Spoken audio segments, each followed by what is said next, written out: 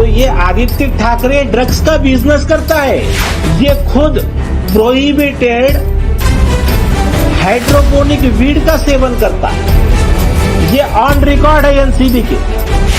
कुछ चीजें जो ऐसी हुई जिसकी विटनेस दिशा बनी, जिसके वजह से इन लोगों ने दिशा का गैंगरेप और मर्डर किया। और यही आरोपी जो ये ड्रग्स के बिजनेस में आपको दिख रहे हैं सिंडिकेट में साथ में, यही आरोपी इस मर्डर में आरोपी है।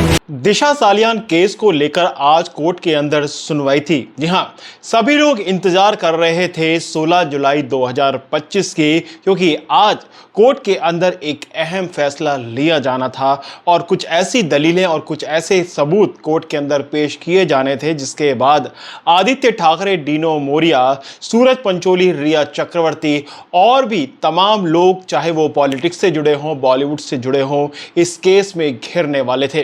क्योंकि उन्होंने जो दिशा सालियान और सुशांत सिंह राजपूत के साथ में किया था वो बहुत ज़्यादा गलत था। लेकिन आपको ये बता दें कि कोर्ट के अंदर इस मैटर को लिस्ट ही नहीं किया गया था, जबकि आज बहुत ही अहम दिन था और इस केस को लेकर 50 से ज़्यादा वकील पूरी तैयारी कर आए थे। और जो भी आदित्य ठाकरे या उनके वकील के द्वारा कुछ चीज़ें पेश की जानी थी, उसका मुंह तोड़ जवाब देने के लिए हर कोई पूरी प्रिपरेशन कर आया हुआ था।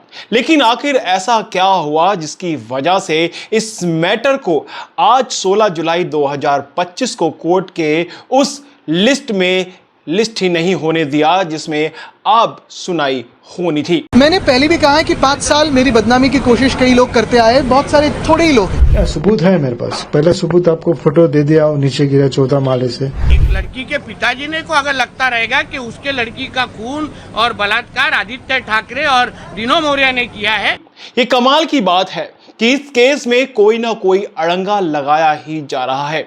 और इस बात से आप समझ सकते हैं कि दिशा सालियान के साथ में जो गैंग रेप हुआ, उनका मर्डर हुआ, और दूसरी तरफ कुछ ही दिन बाद सुशांत सिंह राजपूत का निर्मम हत्या कर दी गई और उसके बाद सबूतों को मिटा दिया गया। तो इसके पीछे कितने बड़े बड़े लोग शामिल होंगे, कितने बड़े बड़े ऐसे लोग हैं जिनका अभी तक फेस सामने ही नहीं आया है, जिनकी पावर और पैसे की वजह से इस केस को दबाया जा रहा है। इस बात से अंदाजा लगा सकते हैं कि आज के दिन जो अहम फैसला, अहम सुनवाई जो कोर्ट के अंदर होने वाली थी, उसमें कितना बड़ा अड़ंगा डाल दिया गया।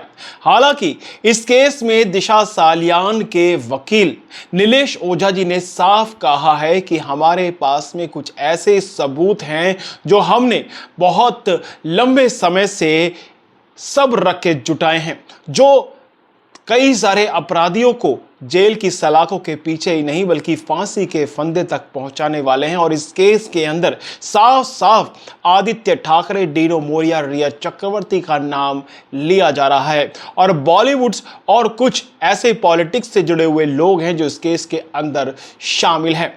और बस बात सिर्फ यहीं तक नहीं रुकती। अगर आप इस केस को शुरुआत से देखें तो इस केस के अंदर पुलिस वालों का भी बहुत बड़ा रोल रहा है। और जिस केस के अंदर पुलिस के इतने बड़े बड़े अधिकारी, इतने बड़े बड़े ओहदे पर बैठे लोग शामिल हों, तो इस केस में आसानी से न्याय कैसे मिल सकता है? क्योंकि अगर शुरुआत की बात करें कूपर हॉस्पिटल की, तो उस वक्त भी जो पोस्टमार्टम है उसकी वीडियो रिकॉर्डिंग नहीं होने दी थी और उसके बाद भी कोई एक्शन नहीं लिया जाता उस व्यक्ति पर जिसने रिकॉर्डिंग की इजाजत नहीं दी या फिर उसमें कोई अड़ंगा डाला। आप ये देखिए, कूपर हॉस्पिटल के एक स्टाफ का एक इंटरव्यू वायरल हुआ था जिसमें उन्होंने कहा था कि सुशांत की जब बॉडी आई तो उसकी वीडियोग्राफी नहीं की गई। मेरा सवाल सिर्फ इतना है कि एक नॉर्मल व्यक्ति का भी अगर पोस्टमार्टम होता है तो उसकी वीडियोग्राफी होती है, सुशांत सिंह राजपूत के बॉडी की वीडियोग्राफी क्यों नहीं हुई? What was the reason? ये तो कूपर हॉस्पिटल बताएगा। ये तो उस व्यक्ति, अगर ये बयान गलत भी दिया उस व्यक्ति ने, तो क्यों नहीं कूपर हॉस्पिटल ने उस व्यक्ति के ऊपर केस किया? क्यों नहीं उस समय की सरकार ने उस व्यक्ति को सू किया? क्यों नहीं कोर्ट में घसीटा? इसका मतलब उस व्यक्ति ने जो आके सामने कही थी ये बात कि सुशांत सिंह राजपूत की जब बॉडी आई तो उनका वीडियोग्राफी नहीं की गई, फोटोग्राफी नहीं की गई, क्यों नहीं किया गया? देखिए, इस बात से तो आप समझ गए होंगे कि अगर किसी बॉडी का पोस्टमार्टम किया जाता है तो उसकी वीडियो रिकॉर्डिंग मैंडेटरी होती है और ये गवर्नमेंट जो रूल है उसके अकॉर्डिंग की जाती है और ये पूरे तरीके से अनिवार्य है। उसके बावजूद भी जो बॉडी लेकर आई जाती है सुशांत सिंह राजपूत की, उसका जो है पोस्टमार्टम किया ही नहीं जाता है। तो इस बात से समझ सकते हैं कि इस केस के अंदर कितनी बड़ी पावर है, कितने सारे लोग मिले हुए हैं। और दूसरी बात यह है कि जब ये बात पता लगी कि कोई वीडियो रिकॉर्डिंग नहीं हुई है, उसके बावजूद भी उस व्यक्ति पर कोई भी एक्शन नहीं लिया जाता, तो इस बात से आप अंदाजा लगा सकते हैं कि इस केस के अंदर कितने पावरफुल लोग शामिल हैं। हालांकि इस केस के अंदर आदित्य ठाकरे को जवाब देना ही होगा। आदित्य ठाकरे अगर इस केस के अंदर जवाब देता है तो कुछ और ऐसे लोग हैं जिनको छुपाया गया, वो बच नहीं पाएंगे। अगर जवाब वो कोर्ट के अंदर नहीं देता है, उनके वकील की तरफ से कोई भी जवाब कोर्ट के अंदर जो है दाखिल नहीं किया जाता, उससे वो ये मान लेंगे कि जो भी एलिगेशंस हमारे ऊपर लगाए गए हैं वो सच हैं। यानी कि दोनों तरफ से आदित्य ठाकरे और उसके साथ में जो संगी साथी मिले हुए हैं वो पूरे तरीके से फंस जाएंगे। इस केस के अंदर दो मांग सबसे प्राइमरी की गई हैं। एक तो एफआईआर की जाए और उसका डायरेक्शन किस तरीके से किया जाएगा वो मांग की गई है, क्योंकि इस केस में सबसे बड़ी बात यह है कि एफआईआर नहीं हुई है और एफआईआर जब तक नहीं होगी इस केस में कोई एक्शन नहीं होगा। इसलिए सबसे पहले मांग यही की गई है कि डायरेक्शन ऑफ एफआईआर जो है उसके बारे में बताया जाए, उसका आदेश दिया जाए। दूसरी बात यह है कि सुप्रीम कोर्ट के अंडर में, उसके नजरों के अंदर, उसके हर दाखिल होने के बावजूद ये जो सीबीआई की जांच चलेगी उसकी जवाबदेही में ये जांच आगे की तरफ बढ़े और जब भी कुछ दिन हो उसके बाद सीबीआई से पूछा जाए कि भाई जांच कहां तक पहुंची है, क्या तुमने निकाला है, इस चीज की जवाबदेही सीधा सुप्रीम कोर्ट को सीबीआई को देना पड़ेगा। ये दो चीजें रखी गई हैं, वो इसलिए रखी गई हैं क्योंकि इस केस के अंदर बहुत तेजी से जो जांच है वो आगे बढ़ सके, जो रिजल्ट है वो सामने आ सके, जो अपराधी हैं उनको सजा मिल सके, क्योंकि 5 साल से ज़्यादा हो चुके हैं और ये केस आगे बढ़ने का नाम नहीं ले रहा है। और इस बात से समझ सकते हैं कि इस केस के अंदर बॉलीवुड के जो माफिया लोग हैं वही नहीं, बल्कि पॉलिटिक्स के अंदर कुछ बड़े बड़े ऐसे धुरंधर हैं जो करप्शन से जुड़े हुए हैं, जिनके पास पावर और पैसा है और उसी वजह से वो लोग उन लोगों को भी बचा रहे हैं जिन्होंने इस केस के अंदर गलत किया है। तो ये सारी चीज़ें आप समझ सकते हैं। अब अगली डेट्स कब निकल कर आती है, कब नहीं निकल कर आती, ये तो हम आपको जरूर बता देंगे, लेकिन आपको ये बता दें कि इस केस के अंदर न्याय मिलना इतना आसान नहीं है। हालांकि सबूत बहुत सारे हैं और सबूत तो होने के बावजूद भी इस केस के अंदर इतना बड़ा अड़ंगा लगाया जा रहा है उन लोगों को बचाने के लिए जिन्होंने इतना बड़ा कांड किया है।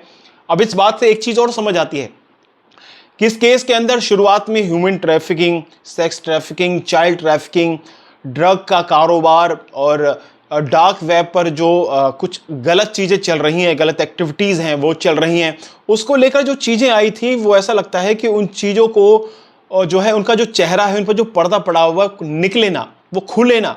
इस वजह से इस केस को जो है दबाने की कोशिश की जा रही है। इस केस को जो है इधर उधर चेंज करने की, ट्रांसफ़र करने की कोशिश की जा रही है ताकि जो सच है वो सामने ना आ सके। यानी कि इस केस के अंदर कुछ ना कुछ तो ऐसा काला, बहुत ही भयानक चेहरा है जिसके सामने आने के बाद बड़े बड़े लोग बेनकाब हो जाएंगे। ये पहले दिन से इनका यही डाउट था। इन्होंने कहा कि 14वें फ्लोर से गिरी, वहां पर एक ब्लड का डॉट नहीं है। जो कपड़े आप उनके दे रहे हो वो कपड़े पे एक ब्लड का डॉट नहीं है जी। जो लोग कह रहे हैं, स्टोरी बना रहे, हिमांशु सिकरे और अदर लोग, उनके किसी के क्लॉथ पे एक भी ब्लड का डॉट नहीं है। और सबसे इम्पोर्टेंट चीज, जो दिशा का डेड बॉडी इनको दिया गया अंतिम संस्कार के लिए आफ्टर पोस्टमार्टम, पूरे बॉडी पे, चेहरे पे, हेड पे ऐसा कोई इंजरी नहीं है जो ऊपर से गिरने से होती है। और इन्होंने तो पोस्टमार्टम पे लिखा कि head injury, multiple injuries. Malvani police झूठी है। उन्होंने जो स्टोरी बनाई ऊपर से गिरी और ये हड्डियां टूटी, सब झूठा है। ये उसके फोटो है। मैं खुद आई विटनेस हूँ, मैंने देखा था बॉडी का, और भी कई आई विटनेस है।